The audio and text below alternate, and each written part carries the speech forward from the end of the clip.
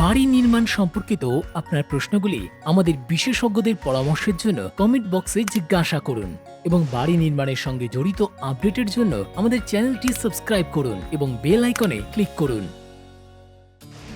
একটি মজবুত বাড়ি তৈরি করতে সঠিক কংক্রিটের মিশ্রণের ব্যবহার করা খুবই প্রয়োজন। সেই জন্য সেটার ব্যবহার করার আগে আপনার কংক্রিট মিশ্রণের টেস্ট করা প্রয়োজন।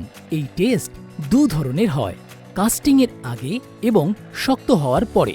আসুন জেনে নেই কাস্টিংয়ের আগে করা টেস্ট সম্পর্কে। জেনে নেব কি করে করা হয় কংক্রিটের ওয়ার্কেবিলিটি টেস্ট। এই টেস্টে ফ্রেশ কংক্রিটের সহজেই ব্যবহার সম্পর্কে জানা যায়। এতে একটি শঙ্কু ব্যবহার করা হয়।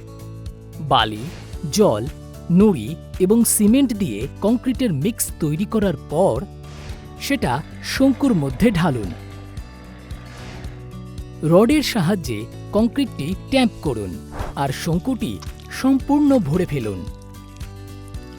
এর 2 মিনিট পরে খুব আস্তে শঙ্কুটিকে লিফট করুন। খেয়াল রাখবেন কংক্রিটে যেন ঝাঁকুনি না লাগে। শঙ্কুটি বার করার পরে কংক্রিট কিছুটা বসে যায়, যেটাকে আমরা স্ল্যাম্প বলি।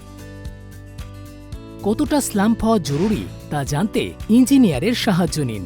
কংক্রিট কতটা বসেছে এটা জানার জন্য স্ল্যাম্প এবং শঙ্কুর লেভেলের ব্যবধান মেপে নিন।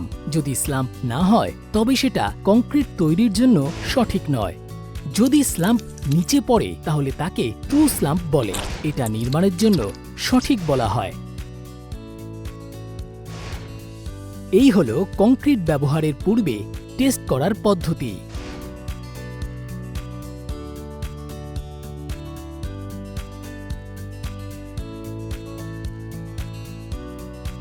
আপনার কাছে যদি এই সম্পর্কিত কোনো প্রশ্ন থাকে তাহলে আমাদের নিচে দেওয়া কমেন্ট সেকশনে জিজ্ঞাসা করুন।